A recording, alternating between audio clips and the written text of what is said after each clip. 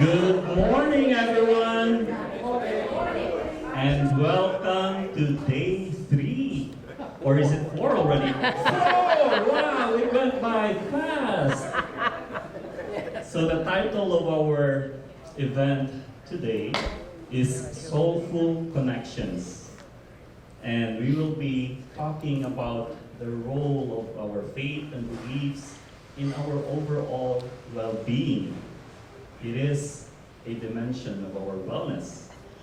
So to get us started, may I request everyone to just please rise. We'll have a moment of silence to ground ourselves.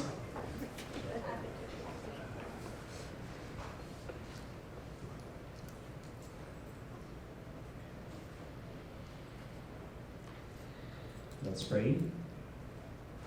May we be granted the strength to care for our bodies, the peace to calm our minds, and the wisdom to nurture our spirits. May we live with gratitude for each breath, kindness in each action, and purpose in each day. May healing flow where there is pain, rest where there is exhaustion, and light where there is darkness. May we find balance in our activities and in our rest, in giving and receiving, in striving and surrendering. And may we, together, create a world where health is shared, well-being is celebrated, and every life is honored in wholeness and peace. Thank you. You may all sit down. How's everybody doing? So, I've always found that faith in no matter what form it is for each one of us, it's got a way to kind of weave itself into our health and wellness. It really does. For some of us, it's reading the scriptures. For some of us, it's meditation. For some people, it's music. And for some of us, in fact, for most of us, gratitude does it for us. So today, I'd like to share with you the flow of the program to ground us again so we'll know what to expect. First off is we will have a discussion with our guest panelists. They come from different faiths, different religions, different stories. But what is common is we all are here for our well-being and our health. So please help me welcome first Reverend Amy Slater, Sally Ann Hart, Reverend Eric Hall, Mona Karna, and of course, Arlene Wandroff. I will start with asking them questions to get us started this morning. But after that, I'll be inviting them to actually join your tables. Because I want this to be an interactive activity that we all get to discuss the commonalities between our faiths and beliefs. So they'll be joining you after our panel discussion. And after the table discussions that you're gonna be having, we're gonna ask each table, maybe if you could share your takeaway or maybe a highlight of your discussion, if you don't mind sharing it with the whole room. That way we all get to partake of the wisdom and insight that you shared with each one. And at the end of it, we're gonna be giving you catered box lunches to continue with the socialization. How about that? All right. So I'll have us get started first with this question, because I'm really interested in this. I feel like a lot of faiths, religions, and beliefs have their own festivals and symbols, right? And in fact, festival celebrations are one of the most outward expression of our faith for a lot of religions and a lot of faith. So I'd like to, let's see, Miss Arlene, what are some significant festivals in your faith, and what do they symbolize? If you could share it with our lovely audience today. Can you hear me? Yes. Okay, this is so difficult. Well, this week is about aging well, and today specifically is about how faith helps us do that. And I promise you, this is easier than all that exercise and diet stuff and here at home. So I'm happy to share. And I just want to say thank you to Lex and Elizabeth and everybody that put this together. It's been a wonderful week so far.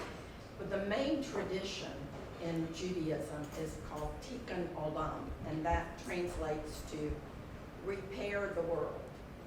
Daunting, right? But it's, okay, now? Okay. So it's different. It's than charity. It's actively going out and making the world a better place. And when I think repair the world, I think some of us have a full-time job repairing ourselves these days, and you wonder, am I just taking up space, or am I really earning my place here? And when I think that way, I remember something I read, and it said, if just one person, if their life is happier or better because of you, that makes a difference. So we all can make a difference. And as far as holidays, there's about 20, and I've got 5 minutes. I'm going to talk fast and hit 3. So the main holiday in Judaism is called Shabbat, and that translates to Sabbath. And whether you celebrate it Saturday, Sunday, or whatever. But you know, this is more than a holiday. This is a commandment. Remember the Sabbath to keep it holy. And on that day, we refrain from work, and we disconnect from the ordinary and try to connect to the divine, or the divine within us. It's really about renewing your spirit and creating a peaceful sanctuary. And there's special prayers that are designed to make that day different than others. But there's 2 really beautiful traditions associated with the Sabbath. And one is the blessing of the children. Amy might have to help me here, because it's, if you saw Fiddler on the Roof, it starts with, may you be like Ruth and like Esther. They actually put it to song. And the parents will say some words of encouragement or praise to the child, but it ends with an ancient Hebrew prayer that's found in Numbers, and we call it the priestly blessing. So I've heard you do it, and I'm going to give the short version. May the Lord bless you and keep you. May he be gracious unto you and shine his countenance upon you and give you peace. Was that beautiful? Sort of? Okay. And then the other tradition is what you call maybe tithing. We call it tzedakah. That translates to charity, and that's giving anonymously to those in need. And the next holiday I want to tell you about, I'm going to lump together Rosh Hashanah, Yom Kippur, because they're called the days of awe, or the high holy days. And one of the highlights of Rosh Hashanah is the sounding of the ram's horn. I don't know if you're familiar with that. It's a loud blast, and it's designed to wake us up. So, because there's prayers that make you turn inward this time of year. And the loud blast helps us to make the necessary changes in awareness, in attitude, and in our actions. And then Yom Kippur is our day of, it's very solemn, fasting, praying, and we literally stand, it's a group confession kind of thing. And we ask for forgiveness. And there are sins of commission that are really easy to identify, like, you know, I won't steal, I won't lie, I won't cheat. But when you get to the sins of omission, they're tricky, and there's always that one every year. I want to raise my hand, because it's, did you leave the kind word left unsaid? And I promise when I see you, I think lovely thoughts, but I might be in a hurry and just not say it. Now for my very favorite holiday, and that's Passover. This celebrates the book of Exodus, and that's a beautiful story of redemption and freedom. And the Haggadah is the text that tells the story at the Seder, which is the ceremonial meal. And it includes some symbolic foods. And many biblical scholars think that Jesus' Last Supper was a Seder. And it's my favorite holiday because as we move through telling that story of redemption and freedom, I think about what ways do I feel in bondage? What bad habits can I break? Or what bad situation do I need to get out of? Actually, what is my personal Egypt? And I love that. And last year, Sally Ann can help me on this one, Our Lady Star of the Sea had a Seder. And I'm not going to be able to do this justice. It was beautiful, it was authentic, was absolutely embodied an interfaith experience. And if you ever get the chance to go, it was special. And this year, Passover and Easter fell on the same day. That's very unusual. So Lou and I decided to combine my Seder with his Easter dinner, and we invited a Christian friend and a Jewish friend to share it with us. And we felt that they fit together perfectly. Thank you. Wonderful. Thank you so much, Arlene. As you listen to the answers, I would like to invite you to really notice as well what resonates for you. Because remember, we're going to be having the same questions posed to you in your tables. So think about what resonates for you in your experience and maybe what's different as well, right? So this time, I know that faith for a lot of us, it's not always a straight road. Sometimes our faith goes to the left, goes to the right, sometimes it deepens, sometimes it even pauses, right? There are chapters in our life where our faith is really strong and clear, and some chapters of our life, our faith is muted, or maybe even quiet, right? So I'd like to pose this question to Reverend Amy Slater. How about you? How has your faith evolved over time? Thank you, and thank you all for being here. Well, it's interesting. I know this is going to surprise you all, but I did not, when I was a young child, think I was going to be an Episcopalian priest. So my faith has definitely grown and changed, right? Which is the gift that we are constantly changing every single day.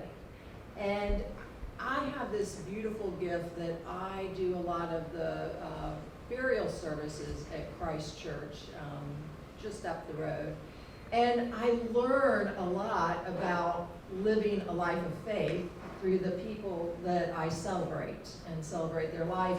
And just the other day, I was thinking about a man, and as he grew and as the challenges of his life came, the reverberating idea was that he grew more open, bigger, loved deeper, right? And I thought, what a big challenge in our lives, because sometimes I know as we have changes and as we get hurt, we get closed, we get tighter. And that is not the experience that keeps us healthy, right? And being living. So when I was a child, I had this great blessing that my parents really protected me. And all I had to do as a child was believe, and I trusted that the world was good, that God was good, and that was the beginning of my faith journey. And then as life kind of went on, like all of us, I had challenges and dark nights and places where I was heartbroken and hurt and tragedies. I remember when my mom died in a car accident, I remember really wondering about faith and being challenged and trusting and realizing that it's interesting that God uses human beings, right, to minister to other people. And it was all of those people who had lived out pains and sufferings in their life who came and ministered to me. So then I started being grateful. I started realizing that the challenges in my life, although I wouldn't want them on anyone else, became actually gifts that I could share. And so much of my faith life, as I grew towards coming to the realization that I felt called to the priesthood, was actually about surrendering, which is generally not a message we're very comfortable with, right? How do we surrender to life and love? And I think that's the great paradox of this journey that we're on. It's, of course, the Christian paradox. It's Jesus' paradox, the idea that in dying to self, we live more fully, right? In being last, we're first. I mean, all of these challenging ways that actually my faith used to be black and white, right? And then over time, I became comfortable living in the gray. And that's actually more challenging because I know that it's so hard today. We live in a world, we turn the news on or check our, the computer, and everything tells us certainty, right? And my faith over time has grown really much more comfortable with the gray and accepting something, I think, on my path that has been hard work, is to choose and to believe that God accepts me, that Jesus accepts me just the way I am, in my failures and in my successes. And then as I've gotten older, I remember my parents saying, I want you to behave this way outside of the house, and you can behave this way in the house. And as I've grown older, I really worked hard to make how I am inside and outside the same, right? Living in the center because I know God forgives me, God loves me, God walks with me on this journey. So I think that health and spiritual emotion, physical health, it begins with honest spirituality for me. Honest spirituality, the truth about our fears, giving those to God, the truth about our grief, our uncertainties, and really putting them on the altar and letting and trusting that God has transformed them in our life. We've seen it done through people and through each other, and that God will continue to do that throughout our whole life, that our lives have meaning. And so I've seen that over and over and over again, and of course I've seen it in all the people that I minister to, how powerful their life story is. And it's the challenge of, I think, believing it, right? Wherever your faith, whatever your faith tradition is, that when you believe that it's God that is filling you up and forgiving you and loving you and walking with you, that your only choice is to give it back to each and every person you see. And that frees us, right? It frees us to be free of all the anxiety and the tension of who's right and who's wrong. For me, my faith is trusting that God is God and that God walks with us, healing and transforming it. And that's what I'm called to do. A loving God who chooses to be with me on my path. So I think more than anything, this is my prayer. I'll share my prayer that I say to you. I would not have said this prayer in my 20s or my 30s or my 40s, but I say this prayer every day. And it's, this is another day, Lord. I know not what it'll bring forth, but make me ready for whatever it may be. If I'm to stand, help me stand bravely. If I'm to sit still, help me to do it quietly. If I'm to lie low, help me to do it patiently. And if I'm to do nothing at all, help me to do it gallantly.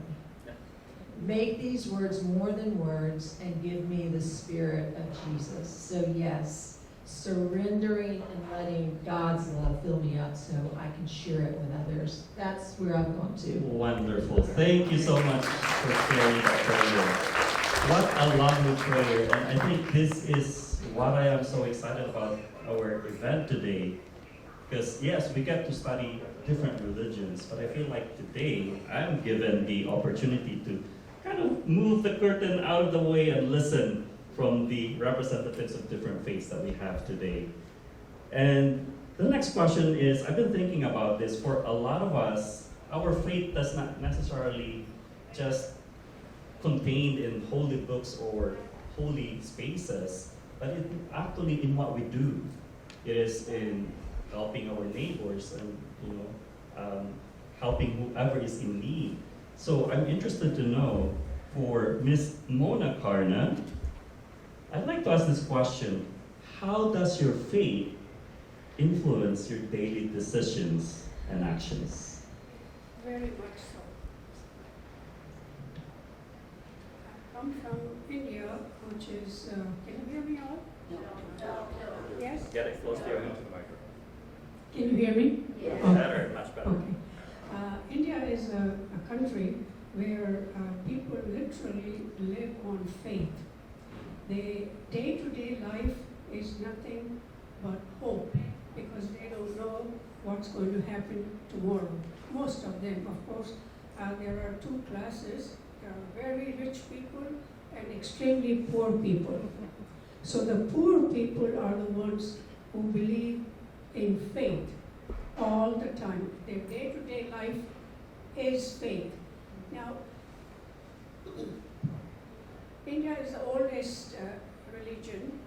Hindu is the oldest religion. I'm sorry. Put it right there. Thousands of years old, spiritually became part of daily life. The spirituality became part of daily life because they believed so much in faith and spirituality. That's their life. So the culture there, every act of prayer is a greeting.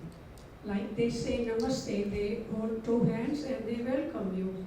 Carries a separate meaning, mix of reasons, cultured, philosophically, and personal reasons. Ancient roots. India, philosophy of never used this.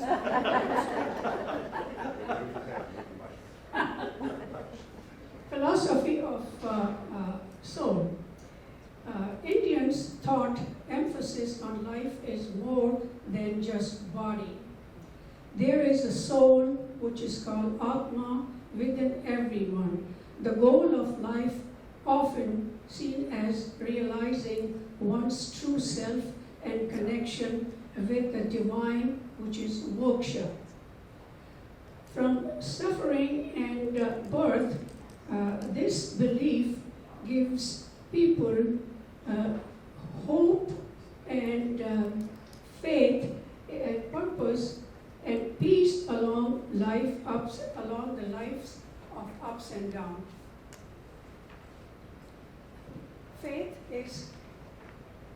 Faith is karma and dharma. Karma, every action, what you give once and then you receive, that's your karma. Dharma is one's duty of moral responsibility in life. These ideas encourage ethical living. Cultural traditions.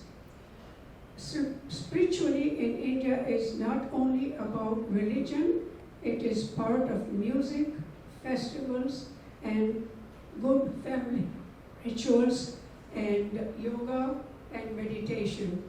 Our big holiday, it falls into sometime in October and November. This year happens to be on October 24th. It's called Festival of Lights.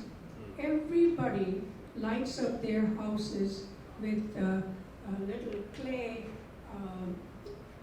deepa, we call it, and they put oil and cotton, and all day they keep filling it, and all the houses outside, since the weather is so good, and inside, the lights are on for 3 days, 24 hours a day.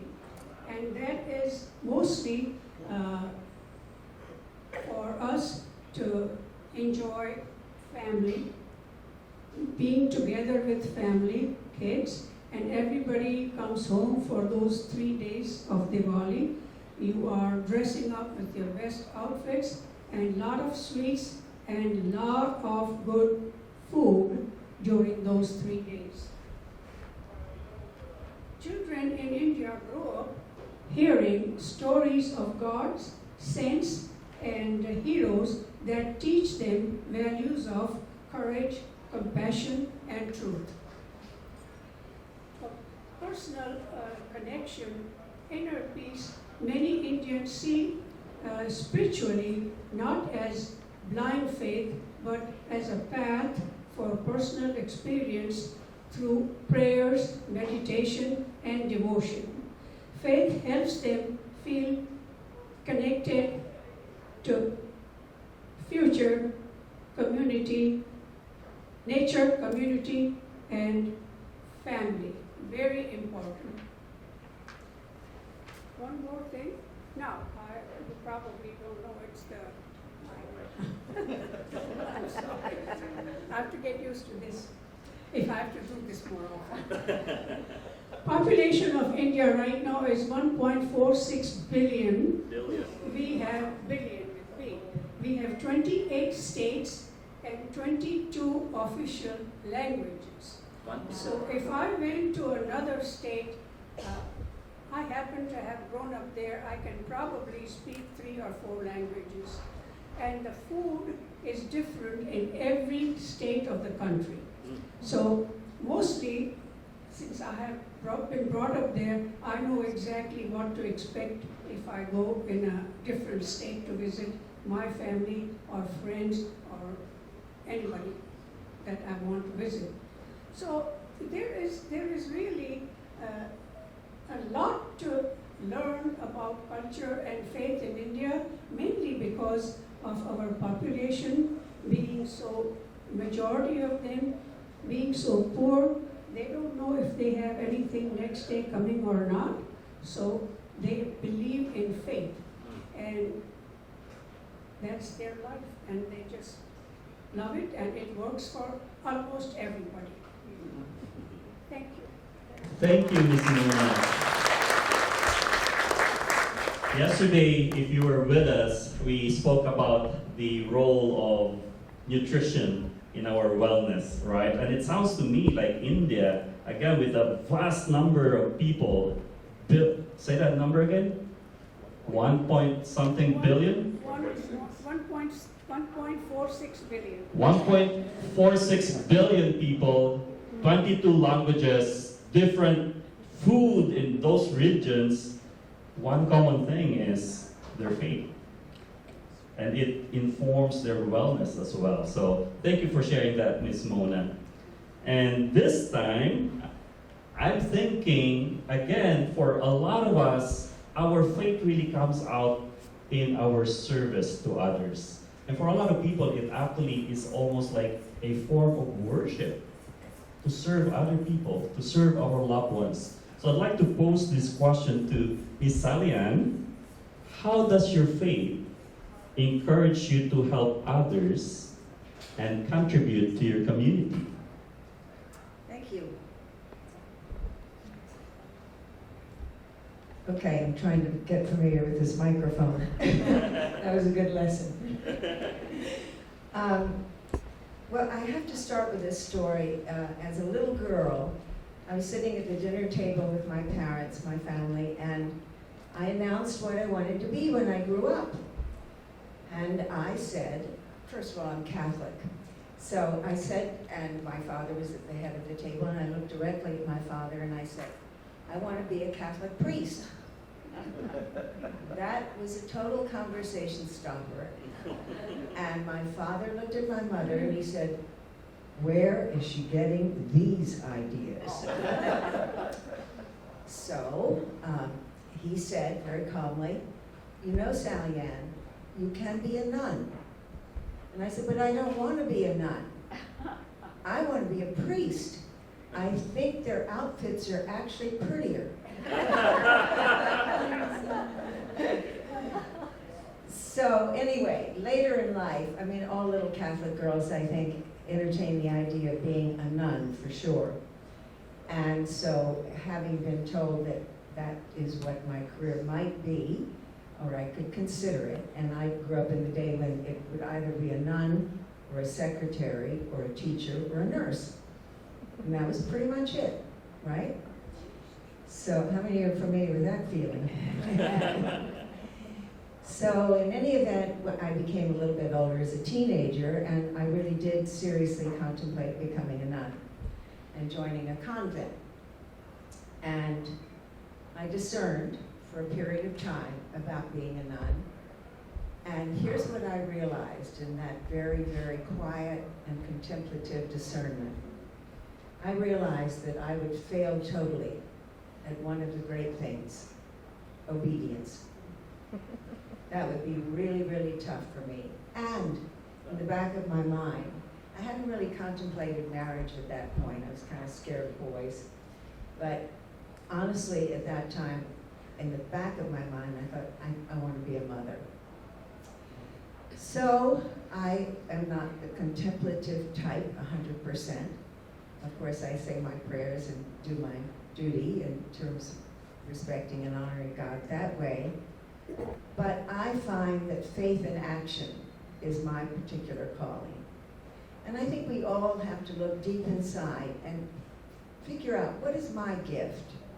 And we know in the Bible it says, don't hide your gifts under a bushel basket and so forth. So we need to really welcome, what is our gift? And often I think we compare our gifts to other gifts and therefore discount our gifts and tell ourselves, that's not really a gift. And yet, we all have something that we can give. I find when I get a little bit down or a little bit concerned or worried or, just feeling blue or whatever, the quickest way out of my own self-pity, which is often my own little pity party, is to reach out to someone else. It might be baking a cake or taking some flowers to someone, very simple. But that pulls me back into a world of gratitude and me back into a world of connection. I think it is crucial that we have connection. We as Christians imitate Christ, but what we've heard today is the similarity of all of these faiths and the great and intense love of God and the love of something greater than we are. The love of, in the 12-step programs, they call it the higher power. And my higher power happens to be God. So when life is difficult, instead of turning completely inward, I find that I am better at turning outward. I know that I would like to turn more inward at times, especially when I wake up at 3 o'clock in the morning, every single night, and I'm reminded by somebody, some force out there of everything I've ever done wrong, and I toss and turn and can't get back to sleep. That's when I would really like to master contemplation and prayer. But what has been very beneficial in my life, my husband Bob and I started a ministry in the Dominican Republic. It's a mission program, and we started this a little over a decade ago. And I brought the book along if anybody might like to look at it, called Encountering Joy. And the title of this book, written by Bob, with the help of, the book is not just authored by Bob. Bob has authored other books on spirituality. But this book, he had everybody in the Dominican Republic contribute to it. So it's written by many people, and that's what our life is about. Our stories are written by many people. Many, many people.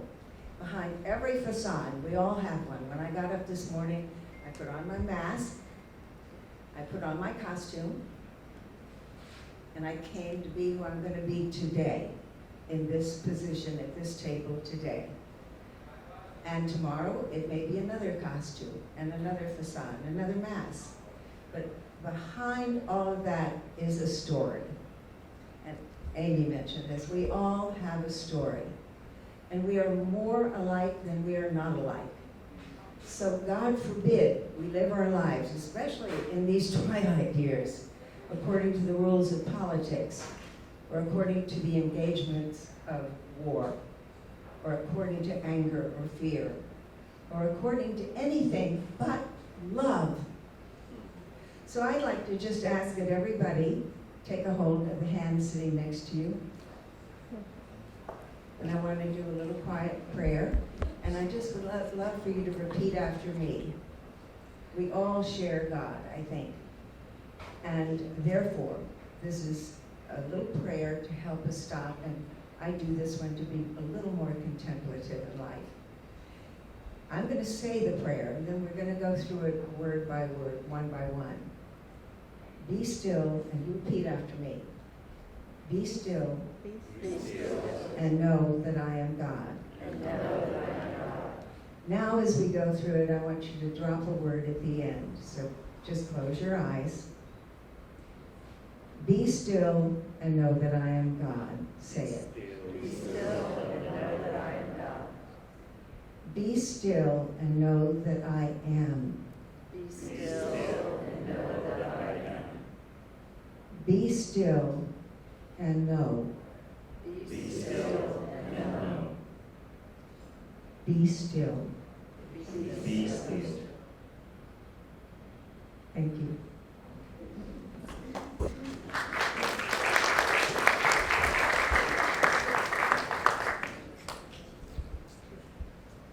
I don't know if I can add any more to that, Miss Sally Ann.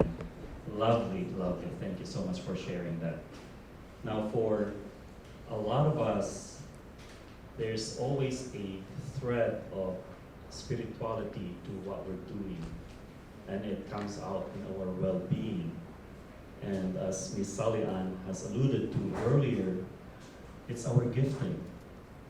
And I believe this, and research has proven this, that what makes us happier, in fact, is not so much what we get or receive, but what we give. So think of each of the gifting that you have, and when you leave this room this morning, give it. You'll be happier. Says Lex and says research. Now I'd like to pose this final question to Reverend Carl. Reverend Carl, what are the key spiritual practices in your faith, and how did they help you connect with the divine?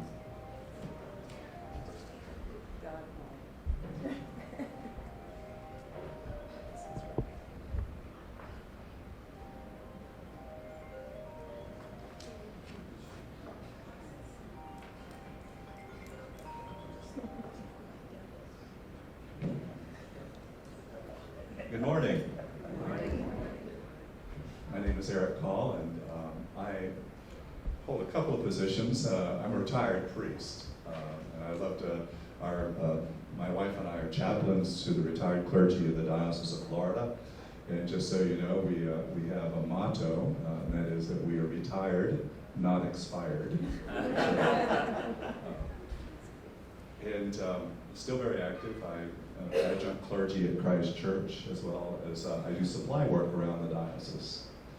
That is, I'm substitute for other at other churches for other clergy when they're on vacation, or et cetera, and enjoy it. And so Amy is also an Episcopal priest.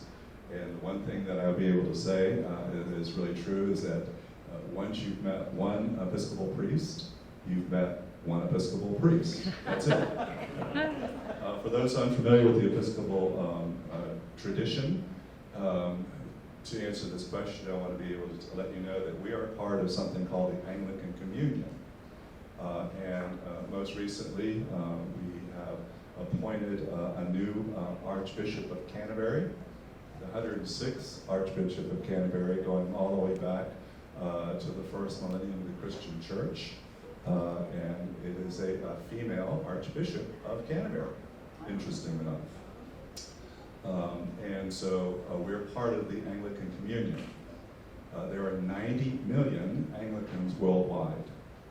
And just to put it in perspective for the diversity, the average Anglican in the world today is a 15-year-old black woman in East Africa. Okay? 90 million. And so that'll make sense about this story I'll tell. Many years ago, in the days of people racing in air balloons, hot air balloons, two Frenchmen decided that they would be the first to cross the English Channel from France in the opposite direction. So they did. And of course, when they got to the shores of England, it was one of those English fogs. What else, right? And so they decided that the only way to figure out where they were was to come down way below the fog bank, which they did. And they both of them looked over the basket, and they saw this man in a black robe walking on the road. And they said, let's ask him. So they got closer, and one of the Frenchmen yelled out, "Where are we?" To which the man looked up and said, "You're in a balloon." And the other Frenchman said, "It must be an Anglican priest." I said, "Why? Why do you think that?" He says, "Because what he said was totally accurate, but also totally useless." A joke on ourselves. Hopefully what I say to you is both accurate and useful. So the key spiritual practices of my faith, our tradition, is the Holy Eucharist. And it is something that is Holy Eucharist. Eucharist means thanksgiving. Some people know it as the Lord's Supper, others as Holy Communion, but that is central to our practices, our spiritual practices. It is the primary form of worship in the Episcopal Church. And at Christ Church, we do it 9 times on Sunday. One of the reasons why is that we are obedient to our Lord Jesus. It is the one commandment of God through Jesus Christ that has been what? Obeyed. Throughout all of history. Do this in remembrance of me. And so it is out of the command to do this, and it is a command. And it is also a way that the church understands that Christ is present with us, in the midst of us, on a Sunday by Sunday basis, through the words of the prayers and through the words of Holy Scripture. So that's our primary spiritual practice. And it is central to my own personal faith. I am an Episcopal priest, and one of the reasons that I'm ordained is to what we call celebrate the Mass, or celebrate Holy Communion. And so I believe very strongly in my own personal life and the belief of the church that Jesus is present when we gather as the people of God, and that he reveals himself in the form of bread and wine in some deep and spiritual way. This is how I connect with the divine. That the very presence of God in Jesus Christ is placed in my hands. What other deeper connection can you make than putting it directly into your hands? So, Holy Communion is the primary spiritual practice of my faith, and that it helps me connect with the divine every time that we gather as the people of God and celebrate the Holy Eucharist. other practices, I brought this Book of Common Prayer, and it contains in the first half of this book all the prayers of the Christian church over the centuries. Not just English prayers, but prayers from all over the Christian world, translated into English over time. And the second part of the book is the Holy Bible. And so they go together in our tradition. You read your prayers, you recite them, but you also read Holy Scripture on a daily basis as part of our spiritual practices. On a very personal level, there are two things that I practice on a daily basis. Number one, something called the Jesus Prayer. It comes out of our Eastern Christian tradition. It is just simply the repeating of Jesus' name. The other spiritual practice is, as was alluded to several times here, is just being quiet, to be silent, to be still, just to be quiet and take that personal moment of Sabbath to be with God.